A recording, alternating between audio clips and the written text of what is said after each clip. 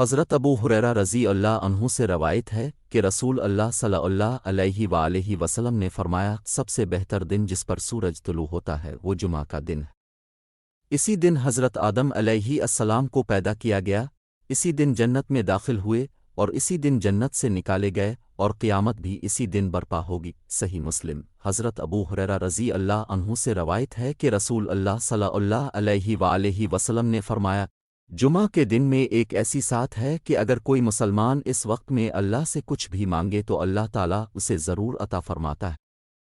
حضرت سلمان فارسی رضی اللہ عنہ سے روایت ہے کہ رسول اللہ صلی اللہ علیہ وآلہ وسلم نے فرمایا، جو شخص جمعہ کے دن غسل کرتا ہے اور جتنا ممکن ہو طہارت کرتا ہے، پھر اپنے بالوں میں تیل لگاتا ہے یا خوشبو لگاتا ہے اور مسجد جاتا ہے اور دو آدمیوں کے درمیان گھس کر بیٹھنے کی کوشش نہیں کرتا،